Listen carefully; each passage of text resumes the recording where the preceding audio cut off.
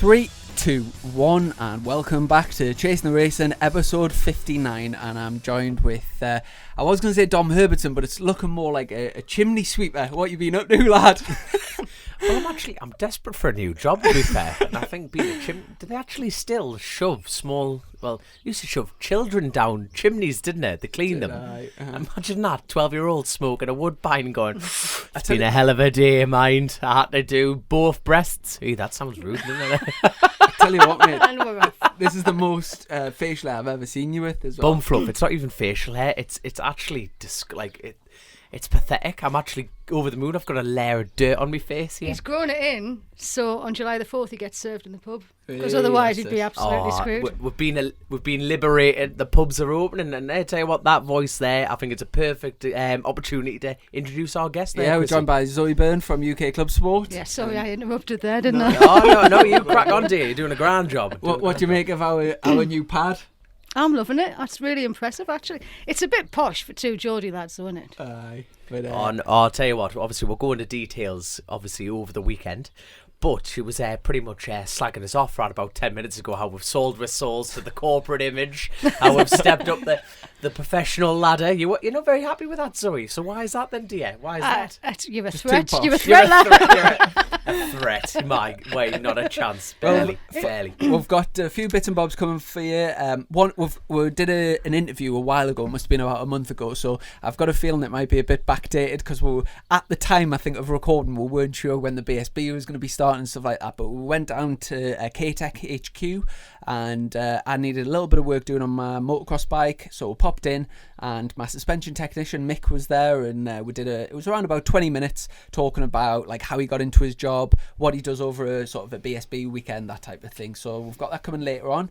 Also, we'll just bit of crack about this week. We've both been out. The fact that you've been sacked, let's talk about that. But it's not sacked. What's up? I've hit a nerve there. I've hit a nerve. But yeah, we'll obviously talk about that. And we were both out on our bikes at the weekend, and we actually missed a podcast last week. It was the first time for a while where we sort of didn't do one for a week, so a bit of catching up to do. When the last one was Mackenzie's, wasn't it? A couple of weeks ago, wasn't it?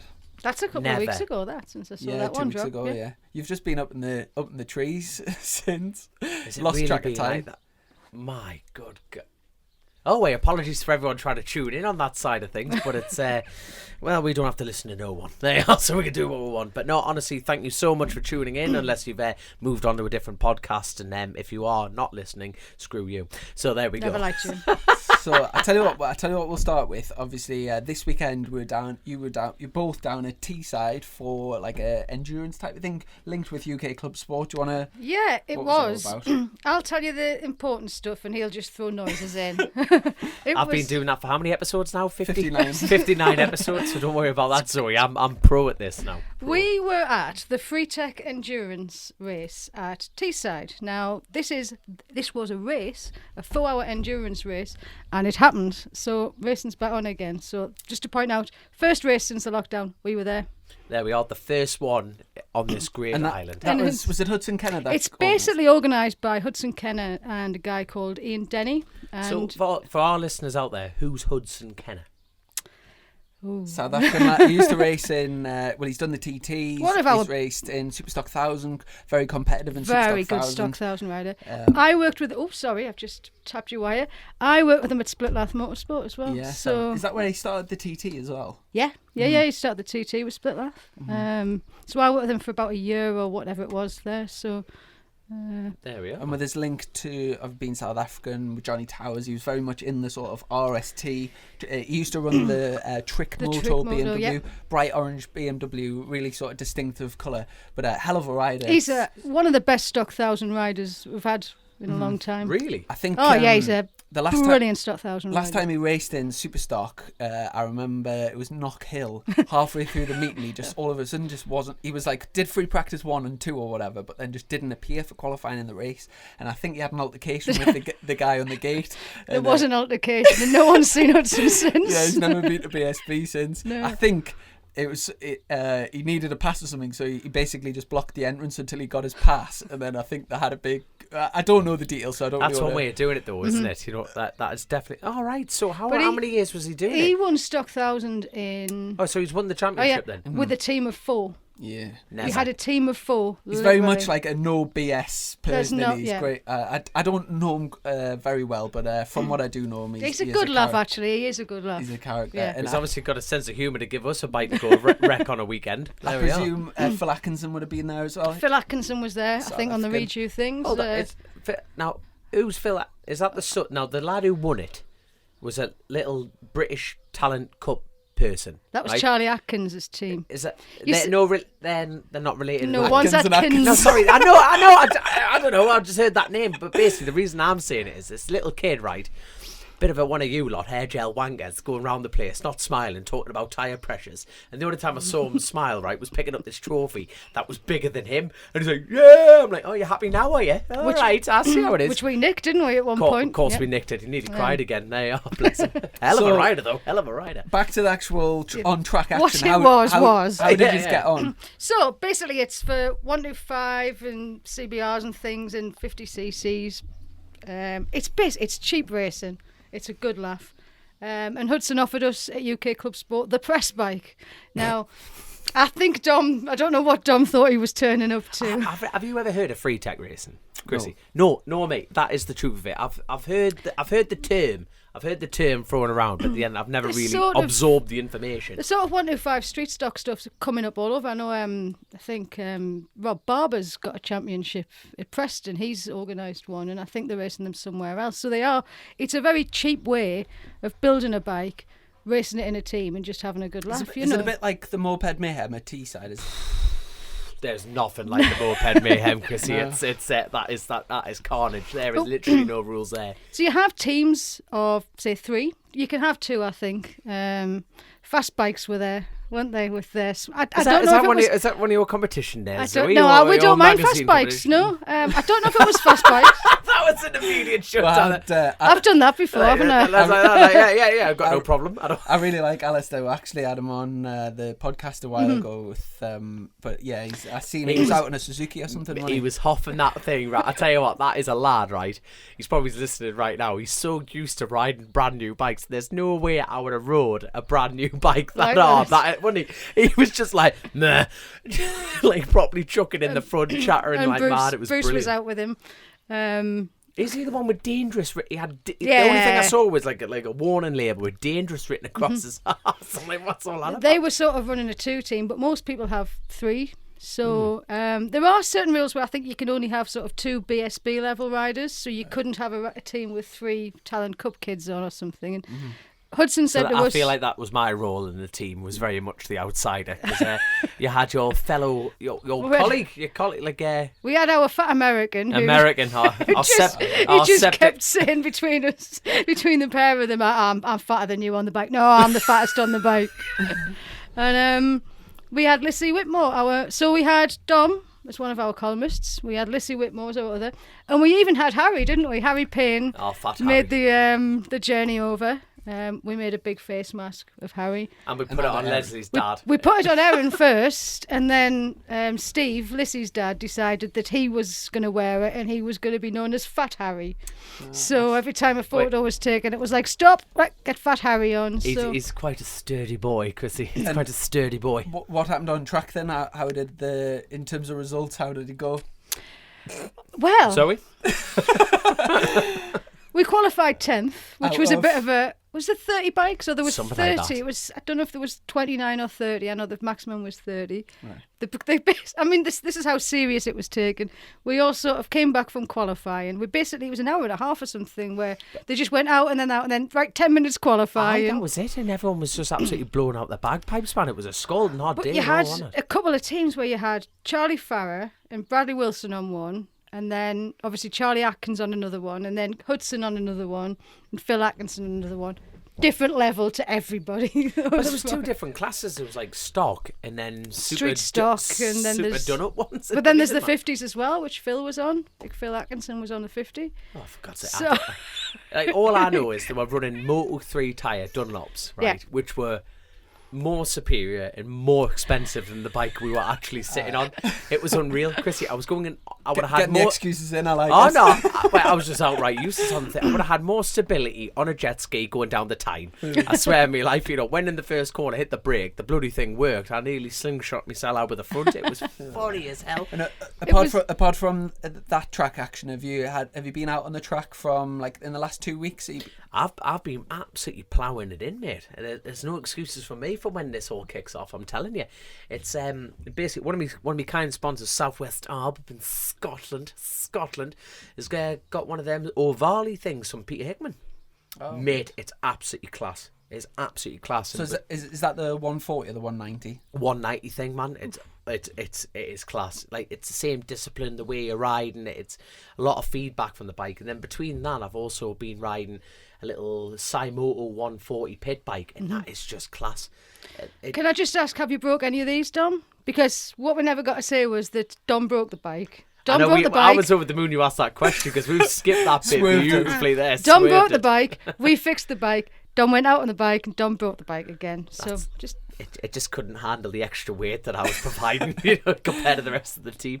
No, just fueling problem, wasn't it? The carb kept clogging up, and we've got the technical director of the team here. There you are. It was class, man. It went, like, all seriousness, that free tech racing. It was absolutely. Do you know what was nice? We got the chance to see our friends and people that we knew that we hadn't seen since last year. Just people from the and. Nobody talked about COVID. Nobody talked about anything. The C word. The C word on this show. No, but you were right. But though. The point is, it was never. It didn't cross anyone's minds. Nobody talked about it. It was just like we'd never left. Mm-hmm. It was the point. Absolutely brilliant. Mm-hmm. And like there was one big accident, wasn't there? Now, like that was coming into. Yeah. Anyway, it was one of the corners. But I tell you what, right now, this endurance event, we're not talking Le Mans 24-hour. Big accident in terms of like a pilot crash. Oh no, big, like there was just a big crash. Now basically it was a back Someone marker. Lost a finger, I think. He got knocked off and went straight into that. The start line. When you come before the chicane there. On a free tech. Now bear in mind these things are capable of like 70 mile an hour. Mm-hmm. You're absolutely hoffing on through this point. So Clark the course, rightly so, like red flagged, everyone came in, everyone behaved, didn't it? But it was a case of like this lad, he was knocking on the door for a fair few each, man. When he was 70 odd or something, so he's there having a good time, having an endurance event. Like I say, it's not Le Mans, it's not the TT, it's not the MotoGP final. Everyone just. Going on with a missing finger. I wonder if he chops his off and puts it in his mum's freezer. Oh, that it takes a certain breed to do those sort of things, Chrissy. But no, like the thing so when the clerk of the course, rightly so, pulled everyone together and said, "Look, who's the one with the heroics?" And I tell you what, the only way I can describe this person is an utter bellend, Chrissy. He just stuck his hand up like it was no problem.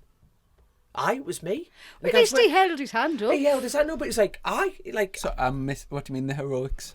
So basically, someone sat him up and knocked this lad, just enjoying himself, straight into the barrier. He's lost a finger, unconscious, huge concussion, and he's getting bunged into a hospital where you probably get the dreaded C word.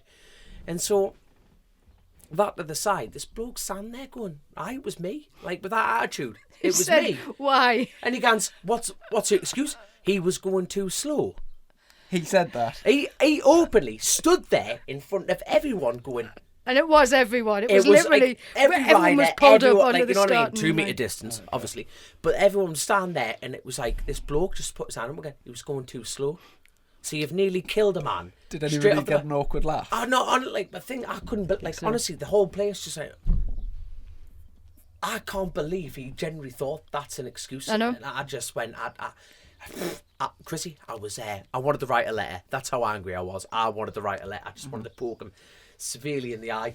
But anyway, this show's not of. Let's get back on a cheery note. That really upset me. I was upset you, hasn't it? Yeah, it has. Now, I'm pretty interested in now you've been out on the Old Valley. How you found it and what's have you got a thumb break on that? Did you? Not yet. No, obviously. The good thing is, I've been working with Aidan Robinson, and about just trying to calm down, to be blunt, on the bike, and I've you've come down as being me +1. The good thing is when you go racing, so we should never. There's a top tip for everyone: never go alone, because you might end up losing a finger, concussed in Northern Ireland like I did. So anyway, never go alone to race events. So Chrissy came along, and the good thing is he can actually ride a bike, Zoe, unlike me. So it was just little tips, and obviously tidying up the act, and then working with Aidan and like over the phone, because he can't open up his business. So God love him, because he writes articles for your magazine as well. He does, bless him. And you can't get any more closer to a human being than being a chiropractor. You know, you physically have to touch someone. He did actually comment on that photograph of your arse and said he's seen that and many more parts of you, so he's clearly been very close.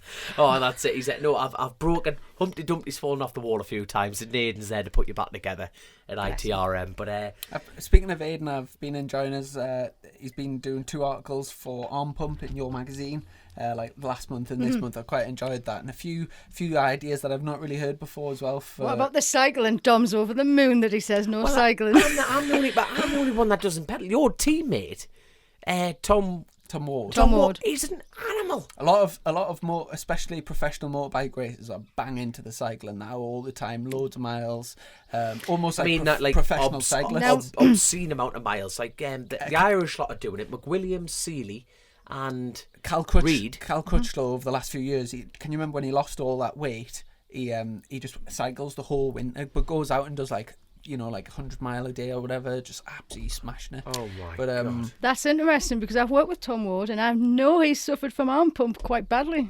Really? So maybe if he stopped cycling, I don't know if he's fixed it now, because this was back in the Hulsel year. Right. He had really bad arm pump. Have you get arm pump? No, have you ever struggled with arm pump? Nah. Chink. I live on my own, so I've got to exercise the same way as Chrissy, you know what I mean? So Wait till you buy the house over the road, well, Dom. It's all right. 170 grand. Burnett Field's the place to be at the moment, isn't it? Gee, plenty of money thrown about the place. But so anyway, let's talk about Aidan a little bit more. What's he like to work with, then, in your opinion? What am I like to work with? Why don't you have Chrissy write an article? Putting you on the spot a bit. You're damn right. You're damn right. Come on, Zoe. I don't like it when he's the presenter. Come on, go back to you being the presenter. Oh no, we're gonna get on to his situation later on. God, Aidan's no bother. I say right. He'll Is say that because you're scared of him it. because he's the size of a mountain? No, because I don't find him scary. He's a nice man. He's a gentle giant, isn't he? He is a gentle giant, but I'll tell you what, I think if you got on the wrong side of him, I think I probably wouldn't know. He's got the Vulcan death grip. You know what I mean? He could generally hurt someone. So. He looks hard as nails when you'd cross the road if you didn't know who he was. Good God, I tell you what, out of all the the features that you do in your magazine, I think that's one of my favourite ones. The Aidan thing at the back. It's always something a bit interesting. Quite interesting. And the new graphic designer as well is doing a great job in presenting it. It always could. I tell you, we were speaking of Phil Atkinson. As soon as I opened that page, I spotted those were Phil Atkinson's arms straight away. That is the worst. I don't know who his surgeon was for the arm pump, but I reckon he's a butcher. I've seen some people. A few of my friends actually come up to Gateshead for the arm pump surgery. That was in the last one. There's a doctor that does it literally just looks like a piece of string, so neat and beautiful. Phil Atkinson's goes all the way down his hat, in the middle of his hand, across like a disgusting scar. I've never seen anything like it in my life. Can you imagine if you did a really bad tattoo of a scar? That's what it would look like. It's like a. Have you never seen Phil Atkinson's arm? Last month, we've had this conversation in the kitchen. We did. But we're not on the podcast in the kitchen, Zoe. Let's fill the. Everybody else will know. I don't know. Go on, tell us who he is then. I wasn't listening in the kitchen, but now that we're in a little box, Zoe. Phil Atkinson. Every time you two get together, you literally boil me piss. The better you can do me head in. Phil Atkinson is professional. Phil Atkinson is the busiest. He is the busiest bike racer in the country. He does everything. He always gets a ride in the Ducatis. He used to get the ride in the Triumphs. He always races 250s. He races classic bikes. He races mini bikes. He races everything. He's out every weekend. The first I remember him was when you were racing him in Triumph triples. Yes, well, he used to do that every year, no matter what. But yeah, he's a great lad, real nice bloke, and I presume he'll still be doing all the. He always wins all the 250 races. Yeah, he's won the 250 championship a few times. Speaking of racing coming on, obviously you were telling us about paying for some entry fees coming up sometime soon.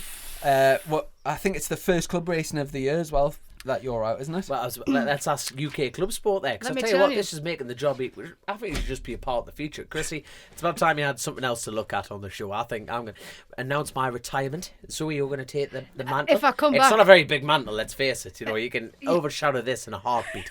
There you go. can we wait till we've had a haircut though? Because I tell you, this is the bad hair edition. I'm really worried about this. Oh, 'cause God. I've got a ponytail going on, man. Look at this. It's not even a ponytail. I thought that was a top knot at first. I might try that. Oh yes, 11th and 12th of July.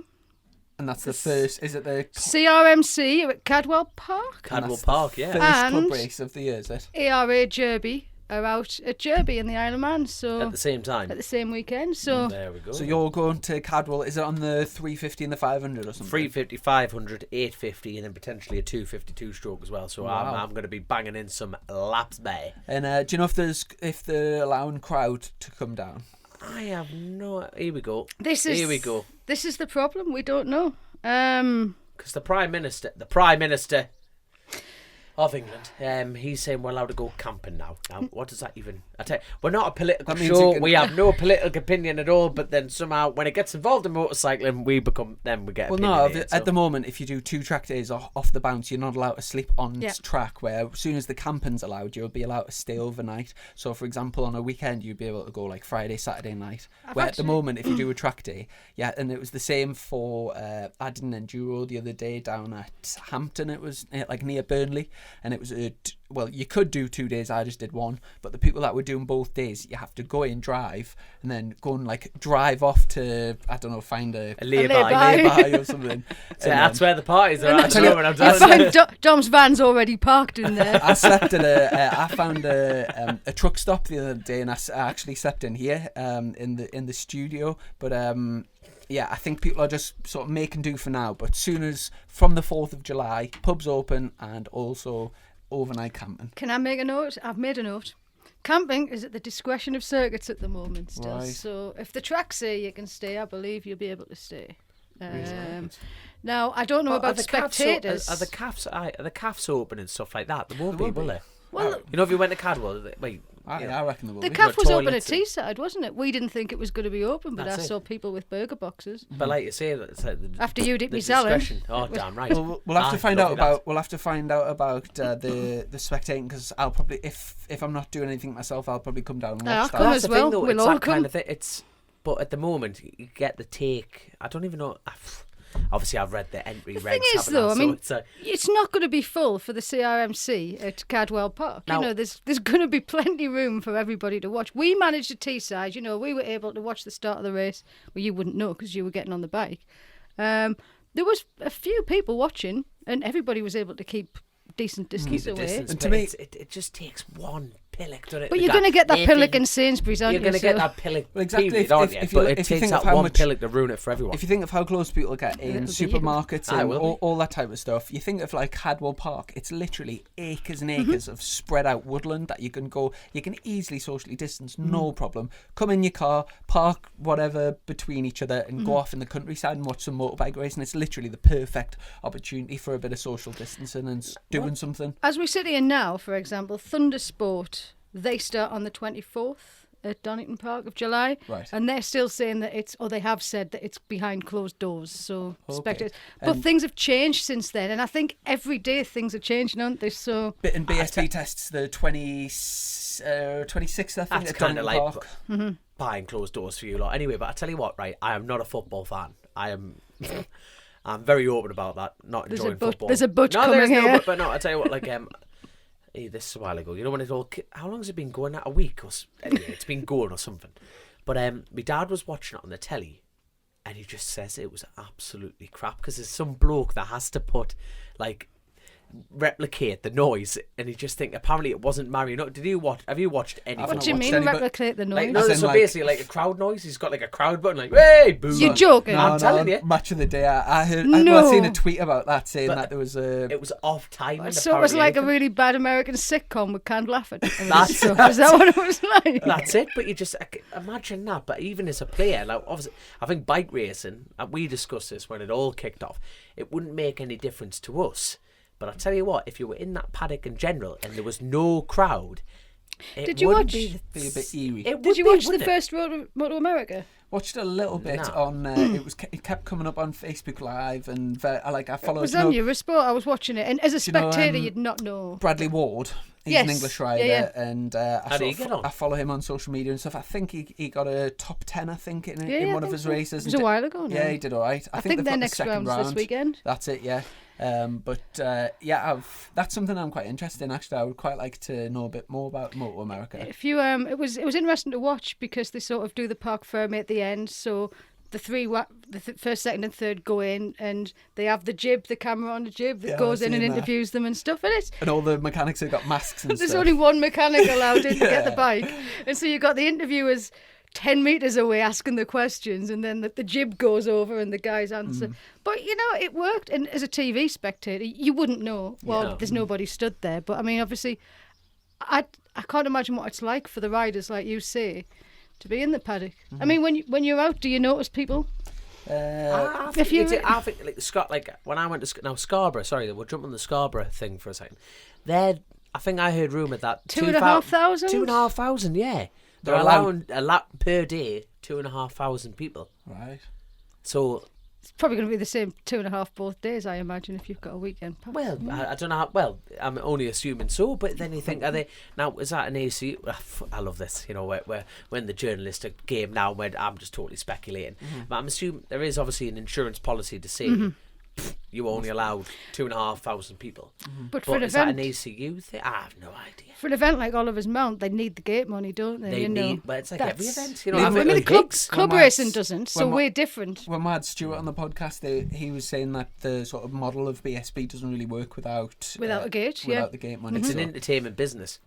Yeah, it really is. Isn't well, that's it. You've got the trade stands, you've got the food stands, you've got that whole infrastructure of things coming in. And well, I tell you what, obviously by the 4th of July, this will be nearly a month after the 4th of July. We'll be history. We'll be ancient history. Pubs are open, all this. So you think surely Cadwell Park's gonna. Do you know what I mean? It sounds ridiculous that you could go into a pub and a cinema, going to watch a movie, but you can't. You can't go to Cadwell Park to watch the classics. Sounds mad, but hopefully we'll have more on that in the next few weeks and the next pods coming up.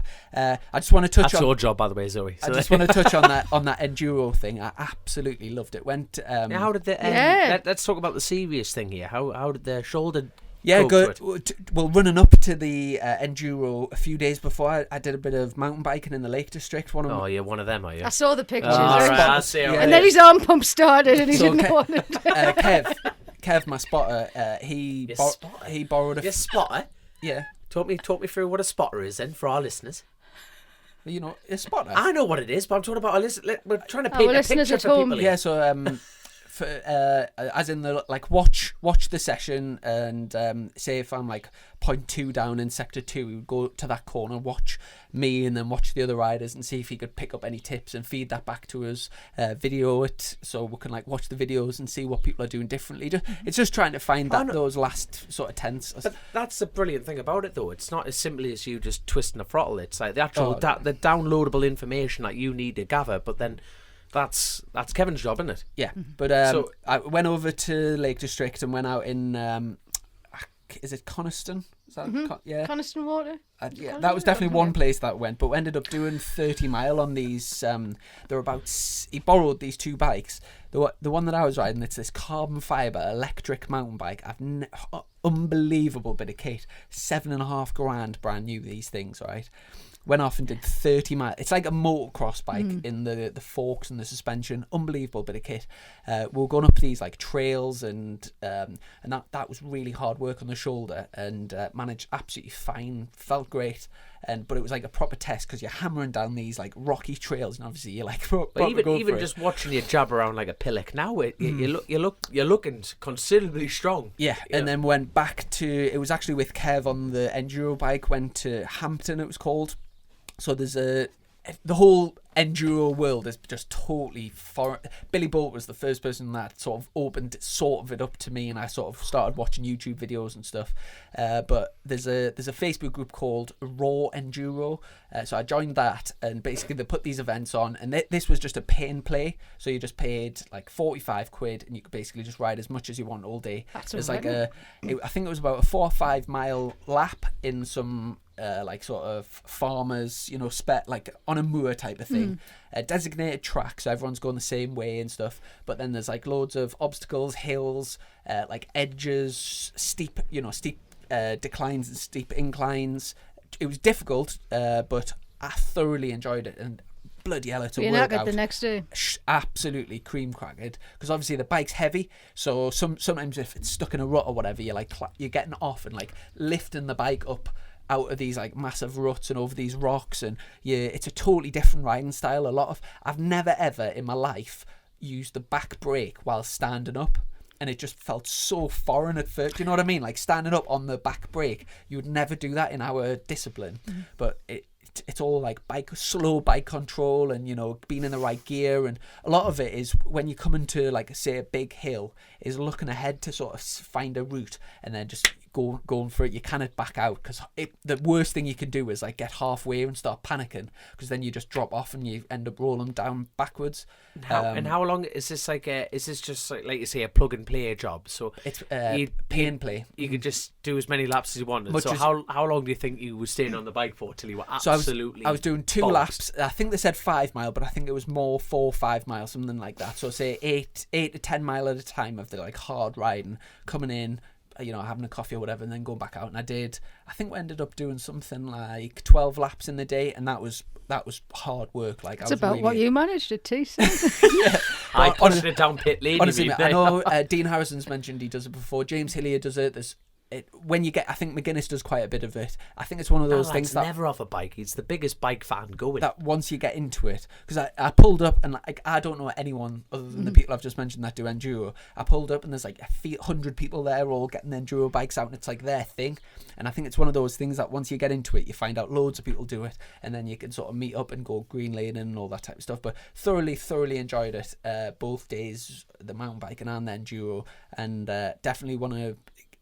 I just find it so good for bike fitness, and really help my shoulder as well. Is it called proprioceptors or something?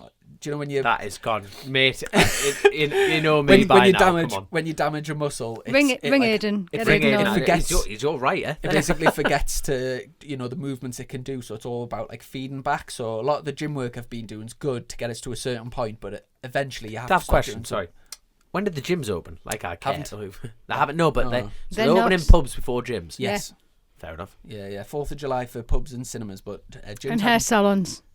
Hair salons can, but nails clinicians can't within the salons. Beauty It's a bit complicated. It's just so you'll have to wait another few weeks to get your nails pampered. Look at this, man. Look at the clip of this. I'll just go back to chimney sweeping. I might actually Google that later on. I'm being serious. Tell you what, another money in that now, you know. bit of news for this week. The Honda CBR, the Honda Racin BSB team, they've just announced their livery, and it's very much like a sort of stealth. That sounds nice. It's a black bike with a couple of stickers whacked on it. It is, yeah. But I've got to say, not a fan, you got too? Absolutely hammered on social media. Why? I'll get some of the things. Because somebody's just went, we need a bike. Hang on, off we got in the cupboard. Yeah, that'll do. That. Our bike was just as well turned out as that on Saturday. I would love it. I like that. It's nice, but they could have done more. Gloss black or I matte think black. It's a matte. Is it a matte? Oh, nice. I think it looks very much like a testing scheme. It does. But, you know, it's very simple, but sometimes things are understated, or people like understatement. But anyway, if you think it's nice or not, you've got to check the comments out on the Facebook, because they are so funny. Go on, read some out. We want names and addresses and everything. Surely this is a test colour scheme. If not, Honda should be ashamed of this colour scheme. Oh, wow. Or lack of scheme. Can't wait to see Clinton's merchandise. Lol. There's a lol on the end. Lol. So somebody said something about the graphic designer must have still be on furlough. Yeah, basically, but like I said, I suppose with the lockdown they haven't been able to get any paint. Yeah, someone says so. But yeah, it's one of those where you probably love it or hate it, but it's a very simple colour scheme, and it's not. I mean, when you think of Honda, you associate Honda you associate with red, maybe red and silver, or red and white, or maybe red and a little bit of blue. It's not very traditional. But like I say, it's mind. One thing I have heard, one of my mates has just ordered the new Honda, and somebody mentioned that they had it on the dyno recently. Standard stock bike, stuck. I think they mapped it and stuck an exhaust on it. 220 brake horsepower. Which is crazy. And I spoke to Leon Haslam after the first round in Phillip Island, and he was saying one of the biggest problems with the bike is it's too powerful. Like that, the bike's giving them too much power to deal with, and it's then causing other problems. But I don't think, for a while Hondas have been very slow in a straight line. Oh, they should be anyway. They're not anymore. Not very high horsepower stock bikes. I think the new one's supposed to be much higher. So all right. But yeah, because who's on those bikes? So in the Superbikes you've got the two Irwin brothers, Glenn and Andy, yes, and then in Superstock you've got Tom Neve and Davey Todd, and then obviously Todd and Glenn are both doing the roads as well. Is Todd doing the full championship? Yeah, in Superstock. Yeah. Okay, have you got the dates in front of you for this British? Yeah, I'll get them up. Here we go. Why are you asking, like? No, I'm just wondering how close is the timetable. I remember briefly glancing over it. Starting August, and it was... Stop shaking your head. Chris is without a ride, and you're rubbing it in by saying, have you got the dates? Tell us the dates. Okay, we'll get to that. We'll get to that. The test is the 28th of July, I think, and then the first round is the 7th to the 9th of August. And then it goes from there. It goes, is it Snetterton, Silverstone, Oulton Park, Donington Park GP, and then finishing at Brands Hatch. But let's get on to that. Obviously, my team has announced this week that they're unfortunately pulling out of the series for the 2020 season, with a view to, they've got the truck, they're getting the infrastructure. Yeah. But with the current climate. What's the word? Climate. Yeah.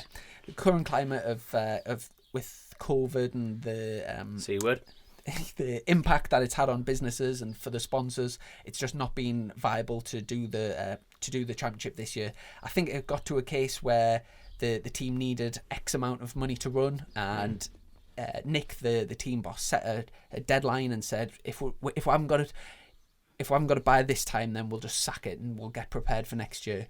And I think in the past, obviously he's very experienced in running teams and stuff, and I think in the past where they've run into financial difficulty and then it's ended up racking up, and before you know it, you've got this massive huge amount of debt. Exactly. So I think for the team's point of view, they've done the right thing in terms of pulling out, getting themselves ready, getting some sponsorship sorted for next year, and they've actually spoke to me and Tom, and they've asked us to stay riding for them in the 2021 season in Superstock. And so our sort of rides for next year are there, but they've then let us out. That's not. Now I'm going to be very honest here. That's not official, but it's very good of them to offer. They've actually offered that up, but that is not like this is definitely happening. Chrissy Rouse is definitely on this bike. Is that the case?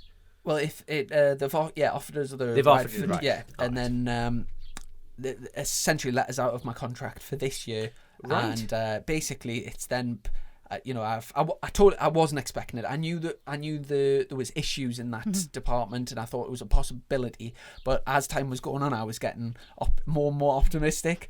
And then to get that news, it was actually when I was out mountain biking, and so ever since then, every single night I've just been racking my brains what to do, different options, whether I can get like a stand-in ride for a superbike team for a few rounds, something like that. But as time's going on, I feel like I cannot wait until the last week to try and get something sorted. So I'm at this moment in time, I'm actually looking to get basically run myself, team Chasin the Racin, and get a bike somehow, and basically put everything. But I've literally got nothing. So I had a meeting yesterday with Mac Tools in Newcastle, guy called Mark, and I'm gonna go and see. I don't actually need that much, but just get a few bits and bobs from him. Get myself a little. I've been on the phone to Piggy, and he's making us a list of. I was about to say, what I need. You're good at you won't have a bloody clue. Me and Pete, and I'm probably on the lookout for one extra person, somebody like sort of hands on that can, maybe. Be like sort of getting wheels and stuff like that, cleaning the bike, and if we have like a little loft to like jump on the spanners and help out, somebody who's like confident, changing wheels and stuff like that, but not too technical. So basically over the next few weeks I'm going to be putting a little team together for myself, and it's you know, it's such a terrible time to be asking for sponsorship, as you know, with all businesses are suffering. Jeez, yeah. And I feel almost like you're taking the mick asking people, but you know, I'm going to get in touch with all my personal sponsors and just explain the situation. I'm going to make a spreadsheet of all the fixed costs that I know of that I'm going to have to cover, and basically just see if I can, even if people can help out in small ways. So, you know, somebody covers my brake pads for one meeting, somebody covers, you know, a set of tyres, stuff like that. And together, and with all my personal sponsors, I'm hoping let's talk figures. Let's talk figures before you jump down to that route. Yeah, so there's six rounds. 6 rounds. What would you need without crash damage? What do you think you need to run a weekend? Well, it is. It's difficult to say because I'm not actually sure which route I'm going with in terms of. I'm pretty confident that I've got a bike sorted and the use of a bike sorted for the season, with a little bit of help. If there's anyone out there with a Superbike team that needs a rider, please get in touch with Chasin. In terms of running costs, you know, I think some weekends we do 2 races, some weekends we do 1 race. So if you sort of average it out, I'd imagine tyre bill's going to be the most expensive thing for a weekend. So I think tyre bill's going to be between £1,000 to £1,500 a weekend. That's massively the biggest cost. Entry fees are usually $4,500, I think, for the year, but because it's only 6 rounds, they're now 2,200. And then once you've got the tyre bill, that's the main chunk. And then you have to run costs, controlled fuel as well. Yeah, control. So fuel for each weekend, say £100. Brake pads be about £180 for a week. Be one like a set a weekend.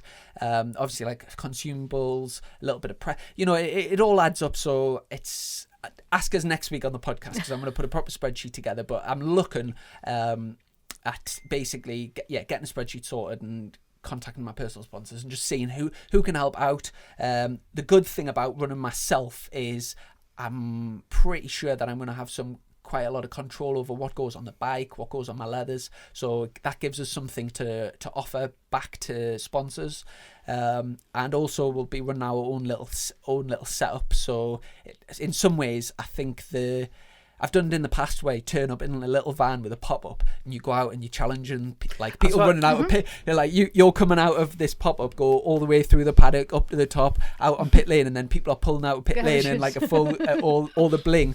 And you're going out and you're battling with them on track, and there's a certain sense. I've been in both positions. I've been going out the garages and I've been going out of the pop-up awnings, and there's a certain sense of satisfaction when it's me and Piggy. Running. So although it's obviously a massive financial risk for me to take, I'm very optimistic, and I'm really looking forward to whatever I'm sitting here smiling for you.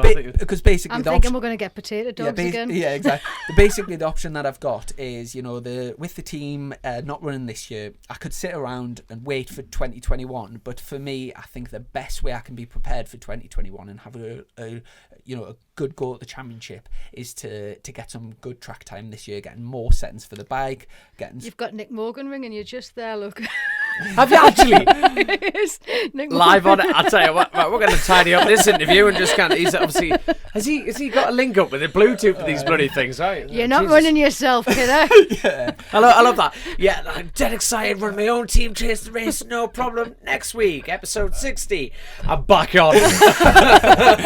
So I am not a sellout. To be honest, right now, I don't know exactly what's going to happen, but for me, I'll do whatever I possibly can to be out on the bike. I'll this whole lockdown thing has it's sort of made. Although I've already known for a long time like how much I love my racing, by having months of not racing, not going to the track, not doing anything, it's making us realise like how much I love it, how much my life circulates around racing motorbikes, and the thought of sitting around watching bike racing for the rest of the year and not doing it myself is a bit of a no-go for me. And with the help of my personal sponsors, I'm pretty confident that I'll be able to go out and do a really good job. There's 6 rounds. It's a full British Championship, and I'll be doing everything I can. I've been really hitting the training hard recently. The only way is up, baby. Physically, I'm ready to go, and it's just a case of I need a bike. And I need a bike. I need some cheddar. I need some girls in hot pants. We're gonna win. Richard Cooper, you're a bellend. Let's have it. If you are listening, Richard, do love you, mate. Mate. I really think we should just get on to this next interview. Then you can pick up the phone to Nick Morgan and see what he's got. I know I'll just keep looking at this bloody phone, but mate, we just need to get 10,000 patrons, and then we can get a full Chase the Racing team. He mightn't be able to get an answer. He's going to ring you now and offer you a ride. That's He's not that desperate. He's not that desperate. But there we go. But hey, Chrissy, but we have a cracking little interview to put together, don't we? Yeah, like I say, it might be a little bit outdated because we did it about a month ago or something. But this one will probably be outdated in about 25 minutes. We'll probably get off, and Boris has probably shut us all down again or something. Get out the box. Get out the box. You know, we're not having that negativity here. There we go. So without further ado, over to Mick down at K-Tech HQ. So great to be down at K-Tech HQ for the first time, and we're joined by Mick from K-Tech. I work with Mick at BSB, so did a full season last year and continuing on into what was supposed to be the 2020 season. God. But I tell you what, it's looking hopeful from August sort of time. Yeah, that's what I've been hearing as well. Yeah, it sounds hopeful, really, which is quite nice. I can almost hear the fear in your voice there, mind you, like that. The workload's going to go mental. Well, that's what it's going to be like once the green light goes. It's just going to be nuts because it's like that anyway when it's a normal season, but once we're allowed to go again, it's just going to go sky high. Oh, it's going to be ridiculous. So we're down at HQ here, and I've just brought the motocross bike. I think we'll be putting a little YouTube video together so people will be able to see like what you've just done to the old KX450. But just for the old one, hold on, it's brand bloody new from Kawasaki. You tart. Wait, and he's just put the final touch. You'll be British champion next, Chrissy. That's the pressure. For the people that maybe don't really know much about suspension and stuff, do you want to just describe what a suspension technician like yourself does through the week and then on race weekends too? Yes, and more importantly, the paycheck. That's what I want to know. There you are. Well, no. You've not seen the Reliant Roblin, not them in round the corner. That's the reality of it. It all looks great from the outside. Oh, there we go. Fur coat, no knickers. That's it, exactly. Yeah, precisely. Yeah. So my job. So if you start on a Monday morning, first thing I'll come in, I'll turn the computer on and find out what the next job is that we've had booked in from the previous week. So that could be, Dave Smith with his CBR 600 that he rides to and from work, wants some servicing, service those forks. Or the next job could be from MSS. They want a fork kit going in, ready for your bike that I prepped this year, for example.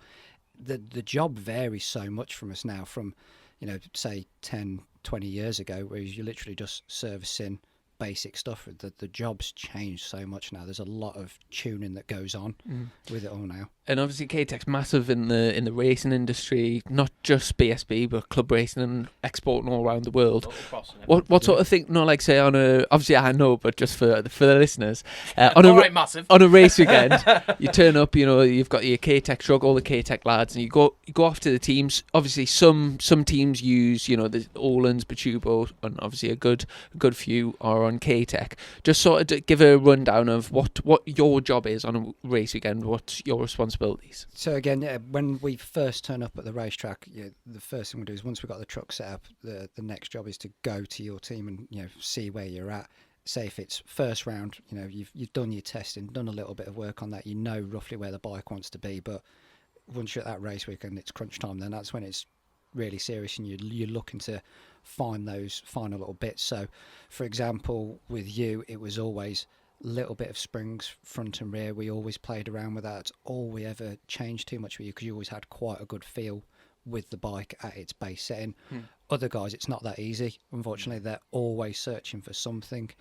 The trouble is with that, they get too deep into it, and if you're changing the bike every session, you don't know what's normal. You soon get lost. So sometimes you have to bring people back a little bit on what they want doing. So how many riders would you look after in a weekend? So is it literally you and Chrissy, or do you have several riders in a weekend? It can vary. When I first started, when I didn't have an assigned team, you just ran around helping everyone. Like, yeah, the joke on the truck was when I first started, I was advisor to the masses, because literally there'd be about like 15 people that'd be coming on the truck asking me questions because I'd already helped them out with something, so they want to go back to the same person. Making it sound like a game show. 2 preload, 2 rebound, give it a bit of compression, and the winner is... Oh, he's off. Shit. Yeah, that wasn't the right choice. Too much spring preload on that one. And I tell you what's the biggest misconception that you see amongst, say, like club riders, or suspension's a little bit of a dark art, isn't it? And you know, if you don't really know what you're doing, it's very easy to get sort of led down the garden path. Yeah, for sure. What's the main thing that you see people doing and like that don't understand? The dangerous thing is a little bit of knowledge is really dangerous.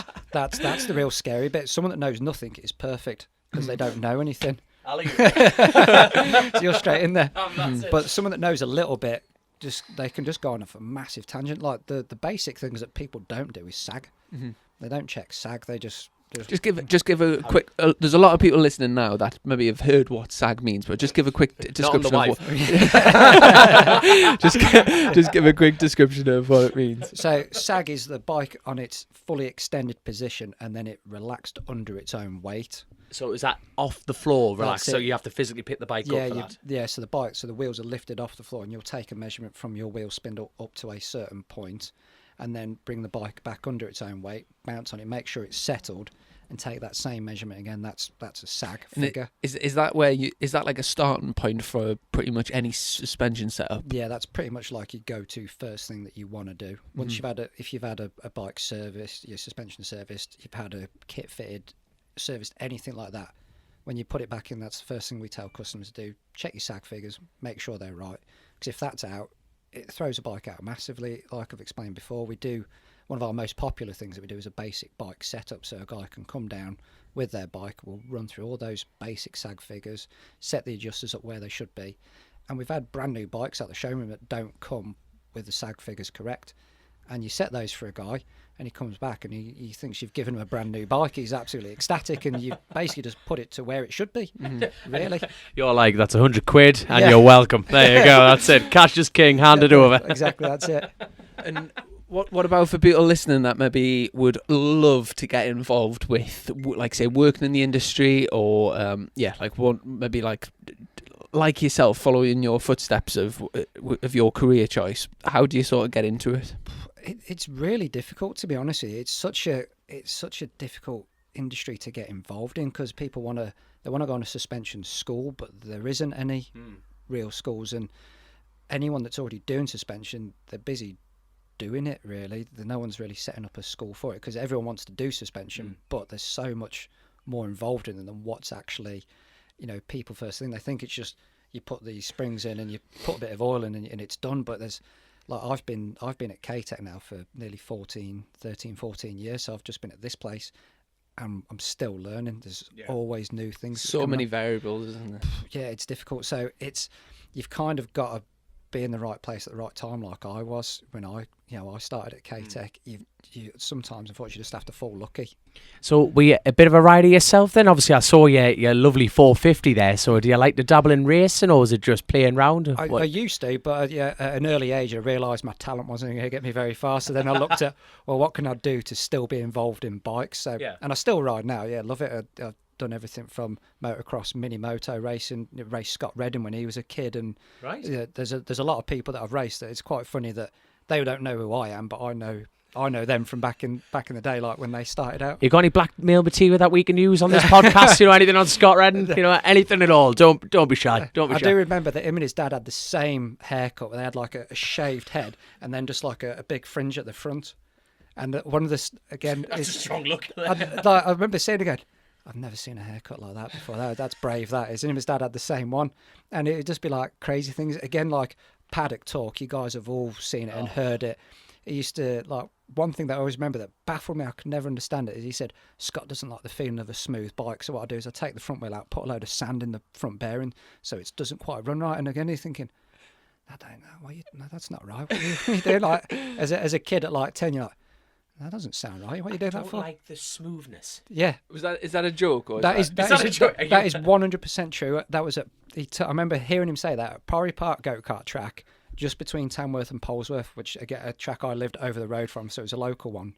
for me. And I do remember him saying that at a race weekend there. Yeah, that's mad. Holy crap! Do you know in terms of like say the lower levels of racing, club racing, and like the mini bikes and all that type of stuff? If someone's like, let's say if they're doing a Thundersport Championship and they're wanting to take that next step with, you know, gaining a little bit more knowledge with the suspension setup. Do K-Tech run a service where you can, like, say, pay for somebody to come on a track day with you and set you back? Like... Yeah, you can. Yeah, we do offer that, and you can, you know, call us up and we can come out for a day with you, you know, and try and give you a bit more knowledge. But again, it's just you have to be patient with it. A lot of people just want to do it, and it'd be perfect everywhere. But especially with the track stuff, everything's just a little bit different at each track. Like you set up for Silverstone will be different to Alton.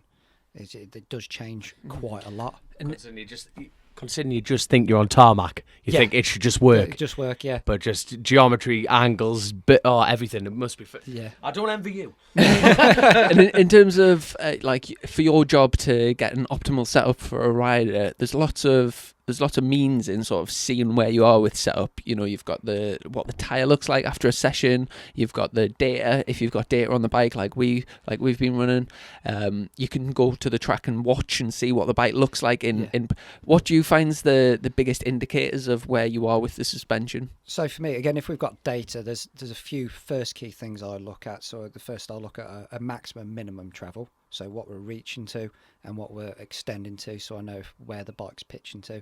And then also mid-turn position, so where the bike's sitting mid-turn.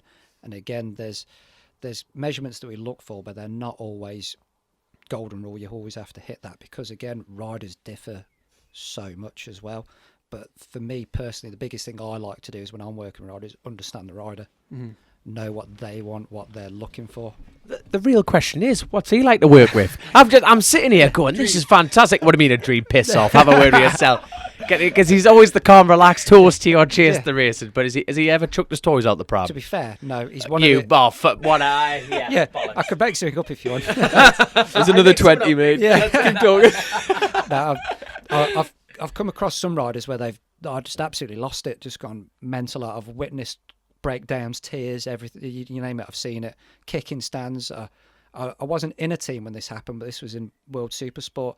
I've watched a rider come into the pit, into his box, and literally just ghosted the bike into the boarding, smashed all the boarding up, and pick up the boarding to try and stab his crew chief in the head with it. No way. I've witnessed that, and it was unbelievable scenes. I was in the garage next to it, and you're like, what's that commotion? So everyone walks out, stick their head round, and you just see this rider chasing the crew chief around with the pit boarding. There's you trying to run behind him, get a selfie. This is mint here. It's unbelievable. That is amazing. That's World Supersport, but that's like the European guys. You French, you Spanish, they're just nuts. They go crazy for it. Crazy. It is unbelievable. Just to give, not going into too many details, but just to sort of some rough ideas for people listening.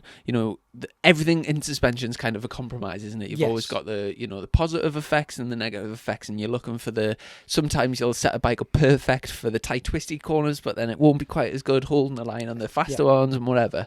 But just as a general sort of idea, give it just in terms of the geometry, so how high the bike sits and how low.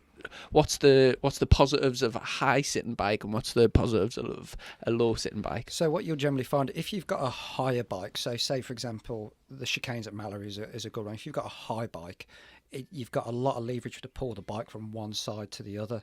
So say if you've come into a chicane, it's decked right over on the right hand side and you want to pull it back over. Having a high bike gives you a nice big leverage to pull it over with.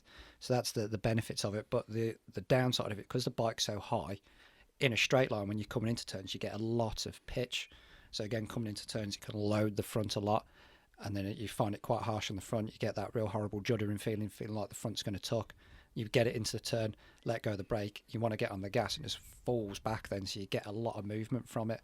And then it's vice versa the other way when you go lower. Again, as a simple rule of thumb, the bike won't be as sharp, but you can find a lot more stability in a straight line from it as well. So, but it's a balance. Yeah, it's you're always looking for something. You can set a bike up as well for one fast lap. Like full bite the screen, one lap hit, but that's all. You couldn't do a race like that. So again, you always have to kind of bring it back and go, well, what are we looking for? Do we just want one lap, or are we looking to build to do a race distance. And have you, as well, obviously you've worked at BSB for quite a while. Have you done some road racing as well? Yeah, I've done the TT and the Northwest. That, especially the TT must be really difficult to get. No, when we're talking about a compromise, if you're, say, Brands, you've compromised in between like 5 corners. At the TT, I mean... 264 of them. That's where it. do you, like, say, the setup that we finished with last year, if you go on the TT, is it massively different, or is it similar to a short circuit? You don't go as far away as you think, to be fair. You do just tend to, especially in the front, you actually come a little bit softer in the front, because the bike's flat out for so long. You've got that front wanting to rise all the time, so you're just actually looking to just keep it pretty mellow, and a lot of the break-ins at a high speed, but there's a lot of distance in terms of the break-ins.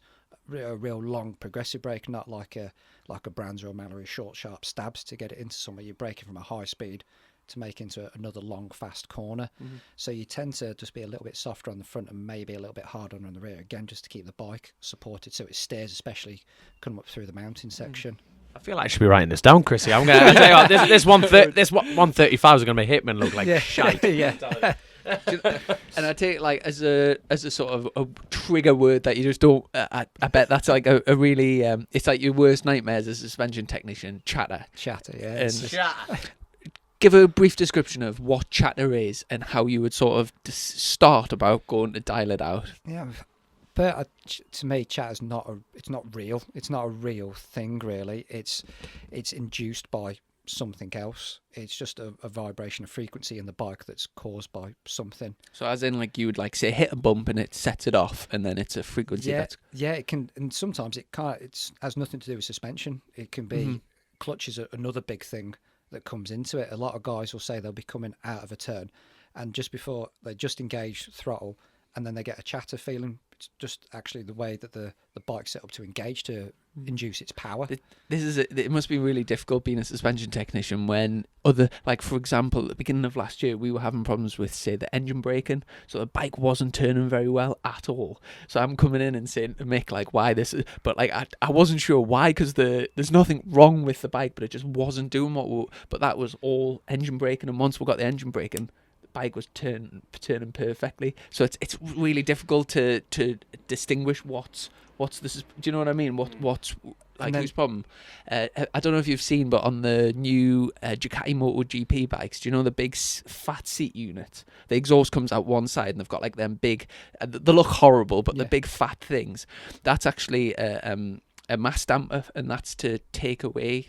So basically, do you know when the chassis starts chattering and you get the really bad vibration, there's a damper, like a mass damper in the seat that basically so like, do you know if you've got like a frequency wave, it basically tries to cancel out the frequency wave from. It's mad that, isn't it? So the Italians have figured out a way to lie to the rider while riding.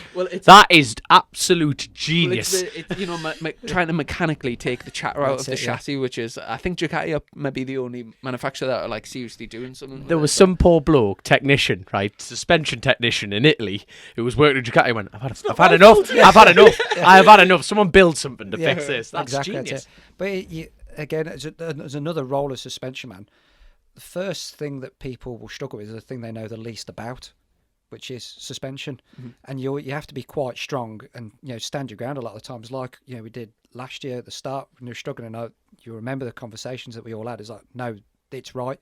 It's not suspension. The setup is where it wants to be. But you've got to have, but also you've got the proof to back it up from the previous years with the same bike. There's a setup. That's what works. It's not that what else has changed. And then eventually you get down to it and find out that there's sometimes something else that's changed. Yeah, something as small as that. It takes nothing. It takes nothing to throw everything out, and that's the crazy thing. It's so mad as well when you're talking about do you know, like you'll do like a click here or a mil change in ride height, and when you actually get a ruler out, if you looked at a bike and then changed the ride height by a few mil, and then it looks to the naked eye exactly the same, but what a difference that can make to the feeling of the bike. It is insane, really, isn't it? It's crazy, and that's and with some bikes, when you get it in the window, you're in that small window, and you go out of it, and It's like that with the forks. No, if you're not getting towards the bottom of the forks, you just don't get that feeling to being able to turn into the bikes. But as soon as you smash through it, and one thing that I've found so odd this year is sometimes we've not been getting the full travel on the fork, and then we've been adding preload, and by adding preload we've been able to get further down in the stroke, and that sounds like totally backwards, but it's and that's why sometimes I feel like I've got a reasonable understanding of suspension, but I would be totally lost with it if it wasn't for someone like Mick. You can easily go the wrong way, and again, it just takes those years of experience of learning those things as you go along, because it's just these things that you pick up as you go along. But also it helps if you have ridden as well, because you can sort of empathise with the rider, what they want or what they're looking for as well, which makes a big difference to it all. Well, I'll tell you what, you any good at cutting trees? I could have a go. Bollocks. Hey, I thought my job was safe there. This lad sounds like you could do everything. There we go. Did you have a question before we wrap things up? Yeah. Are you available? Because I want to get rid of him. Get rid of him and get me on there. But awesome. Thank you very much for staying back and sorting the old motocross bike out. Looking forward to getting out on it, and I'll let you know what it's like. Yeah, no, it's been a pleasure. It's great to come. Don't ring him. Do you listen to the podcast? Yeah. Spot on. Yeah, Well, I've been listening. Hold on. Imagine if he went, no. He just went, no, it's wasting me bloody time. I'm too busy. What do you think of the new studio? It's impressive. It's cool, isn't it? It is cool. It's still got that new smell. I don't know how long that's going to last. Yeah, not long. We're both sleeping in it tonight, so I don't think I'll be smelling like this in the morning.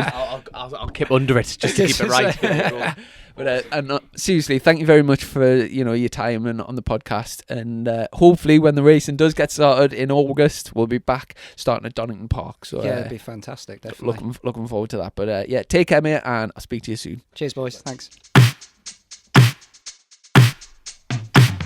And take 2, because some little squealing kids in the street.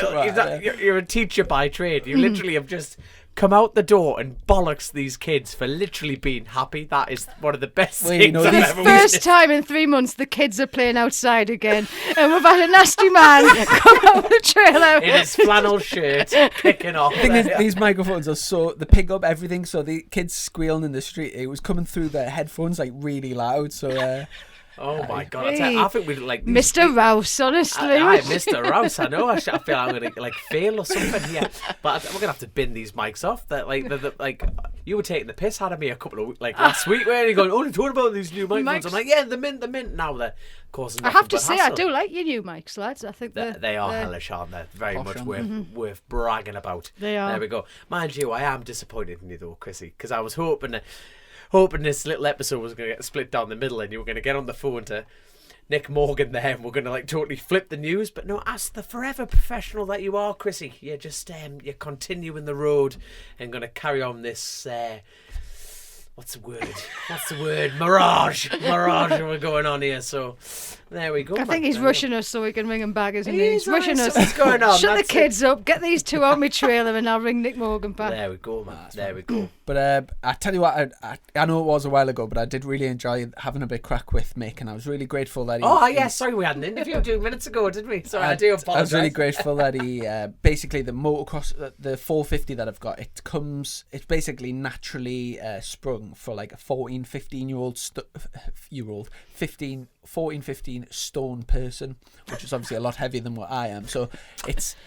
So the springs were very hard, basically. Sport Young could be good with that. So it was far too hard. So I can't remember exactly what he did, but he put softer springs in. And I haven't actually been out on a motocross track, but when I was doing enduro at the weekend, it was much nicer feel from the bike. So really grateful for him to do that. And also, I think it was interesting as sort of insight into the sport. Coming to all the BSB weekends and working, but without riding there himself, and it's like a career path for a lot of people that to be sort of suspension technicians working in teams, and it's such a critical part of the team because it doesn't matter how fast your bike is, all the electronics, whatever. If your suspension's not right, you cannot get the best. And those guys are the ones tires. that are never the ones that get the praise, or they're never the ones that get to appear on. You get seen. Or they're not the ones that, I don't know, Whittam and Bernicle will pick up and say, "Oh, there's so and so from so and so." It's never those guys, is it? So it's nice to hear them. Yeah, there's a lot going in, and if you think of the setup of a bike and how many variables there is to change to get something that works properly on the fast stuff, on the slow stuff, gives you the right feeling for every rider. It must be so frustrating as well, because I know what I'm like in terms of my feedback, but listening to bikers try and explain like why the bike handling's rubbish, and trying to be constructive about it. It must be a really difficult job. But I really enjoy working with Mick, and like whatever I do this year, I hope we can continue that relationship. And obviously, he already knows all my settings and everything, so we'll be hitting the ground running if I can continue that. But I just want to mention as well, we had some really sad news this week. A competitor of mine, Ben Godfrey, was doing a track day down at Donington Park and was very sadly involved in a fatal collision going into turn 1. Just thoughts with his partner Jordan Bird. I can't imagine what she is going through right now. The Godfrey family and all the team, all of his friends. And I think a lot of people knew Ben as well. There was he seemed to be always he sent me a lot of club races, because I think, did he live near Donington Park? He was always even if he wasn't riding, he would turn up to club races and stuff. Donington was his local track. He came through the 400 route on club racing. Did a bit of racing with Ali Rouse, Roland Rouse, yeah, he will have done. on the 400, and Leon Geacock came sort of through with Leon Geacock, and then for years stepped up to Stock 600, and then he's been in Stock 1000 for the last 4 or 5 years. He's rode for lots of teams. I worked with him at Qingdao actually for a bit. Qingdao with Tyson's lot, and he was really nice. And I remember he was one of only 2 riders who always, every time he wrote a press release or anything with him, he would always like ring you up or text you, or next time he saw you, he'd always say, "Thanks for the coverage, thanks for doing that." And most of you don't bother. I'm looking at you, Tom. He's but no, I mean, I think on the Qingdao bike actually got a pole position in Stock 600 at Open Park, which was a sort of standout result on the 600s. For the 1000s, he always goes great over at Assen. Do you know it's not BSB, it's like the Assen Cup or whatever it's called. It's all the old fellas. Dutch superbikes, isn't it? But whatever it is now. For the last few years, he always goes over. He's been going over there, and he's sort of dominated that, hasn't he? Really? Yeah. And he's a good rider. Really, he always used to do well at Thruxton. He likes the bike spinning out of the side, and his bike control was phenomenal. And it's just incredibly sad. He was due to be doing the Ducati Cup this year, tri options, and just condolences with the family. Absolutely, and like I say, with Jordan, it's proper sad way to start the racing season this year, I guess. That's it. Yeah. Have you got much on this week? Have you? Back to sweeping chimneys, to be fair. So it's just I feel I'm so busy with work. I feel unbusy. It's just all starting to gather up. But I think people are just ready. Well, not ready. People are preparing themselves for the next fall. That's what I feel like. I think everyone's just gone into the bottleneck now, going work, thinking. Mm-hmm. You've worked throughout though, haven't you? You worked throughout. When it was at its peak, shall we say, it was a case of I was getting a couple of days a week, 3 days a week, but then all of a sudden now all the sawmills have opened up. Everyone is going absolutely flat out crazy. All the railway work's picked up. Well, it's all this rain. The trees have gone. You want to see my petunias in the garden? So I'd like to think what your trees are like. Woman? So looking at the 2020 season, obviously you've got the CMRC thing at Cadwell Park, and you've got your mini bike stuff. What else is it? Macau is in the pipeline. What else? Macau Grand Prix on the horizon. Obviously sorting out a new team there, which I'm very excited about. And what else? Are we still going out to Macau? Are we still going out there? Yeah. Oh my good God! You don't drink. And my God, you're from Gateshead. So there you go. This is just going to go down a damn treat, isn't it? There you go. You'll end up drinking. And you'll end up... Oh, God. But no, as far as that's concerned... Make a hell of a column that month. Wouldn't it just? But no, hopefully going to be doing a couple of wildcard entries. Now, I don't know how that's going to work with BSB. Wildcard entries at BSB? Yeah. And is that in the Stock 1000 car? Stock 1000, yeah. So chuck it right in the deep end, young'un. You know what I mean? So it's... Because qualifying alone. And what about testing? Have you got any testing on the ZX10? Nah, nothing. And obviously with the bad news of with Ben and everything like that, I just think people are gonna. Well, no, not people. I think my team never really had an idea of going anyway. to testing, you know, because like it's money, like you just said, and we briefly discussed about it's trying to keep the costs down, ready for the following season. And quite frankly, the Davies team don't have that money to go and spank tyres, because the idea is if you're not going to go riding and go fast, their attitude is like, well, why go at all? You know, they haven't got the money just to blow off cobwebs as such. And they'll not be alone with that. There'll be so many. Exactly. You know, apart from, you know, aside from where Chrissy is and what you're saying, I mean, there'll be all sorts going on right now that we don't know about. People will be making frantic phone calls and stuff at every single level. Oh, you know, totally. At every level. Really tricky. Just on the Bike Sport News website there's a few. Petrucci has just announced that he's joining Tech 3 KTM as Oliveira moves up to the factory team, which I think that was like a bit of a shock move on it. And Scott Redden is under the flying, isn't he? The pole record pace at Mazzano for the testing. Johnny Ray had a crash yesterday but bounced back to a pretty good page. I hope you're not offended that I'm on a. I was about to say this isn't really your competition, is it? I used to be the editor of Bike Sport News magazine. Yes, so, right. Yes, back in the day. I don't mind Bike Sport News. They're very.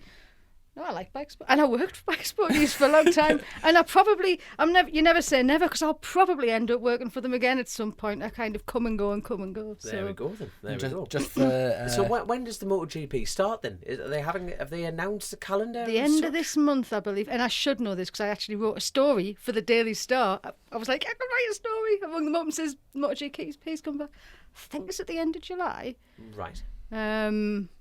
And that's just going to run into the bleak midwinter, I think. No. There we are then. Well, obviously you've got the southern hemisphere. Let's see. Well, they can. Well, that's the advantage, isn't it? They're not stuck on the UK island here, are they? So it's We haven't got any new headlines. Look, we've still got Boris. I never thought I'd see the day we had a photograph of Boris Johnson on the front page of UK Club Sport website. I tell you what, I'll just mention this as well. We haven't got anything sorted for this, but just a little idea to drop into the cauldron. We're thinking about possibly doing some sort of Chasing the Racing live event towards the end of the year. Nicely done on the YouTube. I don't know if you can, if you're watching this on YouTube, we've got this helmet that we're getting signed by all of the guests, which will be auctioning off for Macmillan Cancer Support, and also that this will be coming with a signed guest book. So. The evidence is there. It's for like everyone. when you go to a B&B, isn't it? And you sign exactly, the guest book. So along, full of celebrities. Along with every signature, there's the picture of the person signing it. So we'll get that filled out over the next, sort of few months. We've also been picking up sort of auction items from each of our guests, which we'll be again putting in an auction for Macmillan Cancer. And basically, we'll just have we'll maybe get like a live band sorted, and we're not totally not prepared for this. We haven't organised anything as of yet. But it'll be nice to get your feedback on it though, and see how many people would be interested. Did you have a possible location suggestion? Brace yourself. No. Not really. Not really. No. The problem is I think we'll have an open conversation about it now. It's a case of, I think, somewhere near city centre that people can go up and have their weekends, the whole family. Drag them all up. It's like a Friday or Saturday evening. So we're going for a family night out. Yeah, I would say. But the thing is, half the people are going, well, I've got to do something with the got to get everyone out the door. And you think, well, bring the kids, and everyone can sneak off and come have an evening there, get the nibbles on, get a few drinks. Get a bouncy castle. Come on, have a bouncy castle. Oh, I'll never be off the thing. I'll be mint crack. We've actually got a bouncy castle in the back garden. Shut up, man. My mum bought one the other day. Let's go now. What are we doing this crappy show for? So I think the idea, if we'll get a live band, we'll get some sort of buffet on. Have charity night with auction a load of things off, maybe do like some sort of live podcast, do a quiz. It'll just be like a good night out, and all the money will go to Chrissy's BSB season here. So there we go. No, not. Hello, Karen. How are you doing? My mum's asking for a cuppa. Yeah, we'll have a cuppa. All three of us, please. Your son here has just told off the neighbours. I'm bad laughing, Karen. So yeah, we'll have a charity night. Obviously, it'll be after the season, so we'll raise some money for Macmillan Cancer. The story behind this basically is that Andrew Lund, who kitted this out, has donated this helmet. It's wonderful. And he's unfortunately lost some relatives to cancer, and it was his chosen charity. So we're basically doing it for him and getting everything together and raise some money for a real worthy cause. And if we can all have a good night in raising money for charity, then happy days. Definitely. And if anyone's got any like donations they want to throw in for the charity night, that would be brilliant. Any suggestions for locations? Ideally, the problem is the podcast reaches all over the place, doesn't it? So I think possibly in the middle. Definitely going to have it in Europe.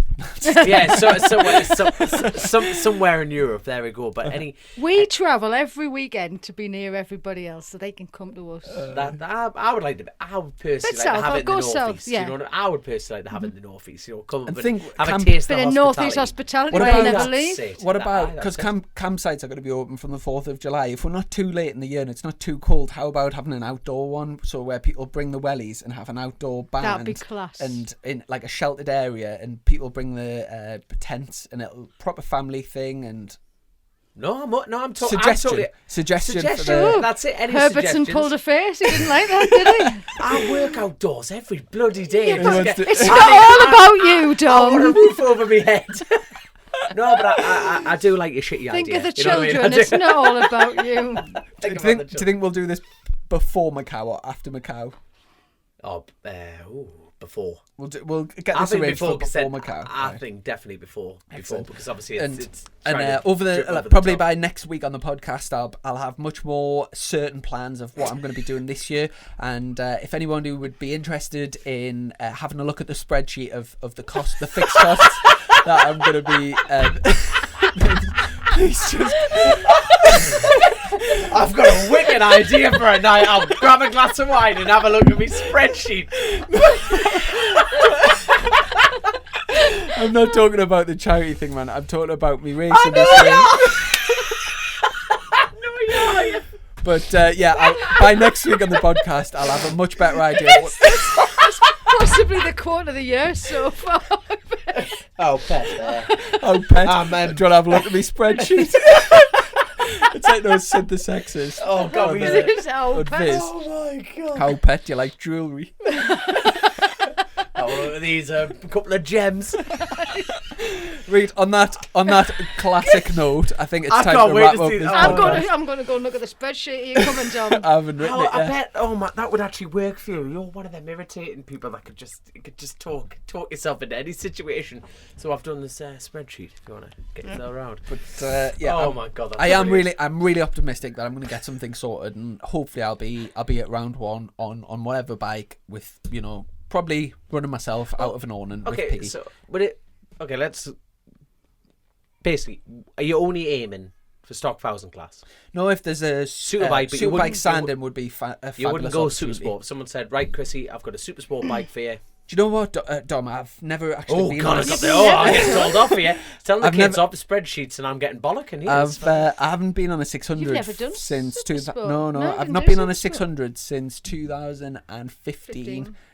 So I feel yes, the last one I was on was a super stock bike in things. So it's not really my gig, the 600s. Fair enough. You never know, I might jump on one and be competitive. I always thought you were a good. That's what I know. At the end of the day, if you put yourself in one corridor, you're only going one way, aren't you? Well, I think. I'm sure if someone came and offered you a super sport ride, you're not going to say nope. I'll refer to my spreadsheet. That's what I'm saying. But I think of myself as if someone like Gearlink or Mod Appleyards. Appleyards, and said, Kennedy's, he's already off, isn't he? He's off on a different team. But anyway, someone said that is a championship winning bike in Supersport.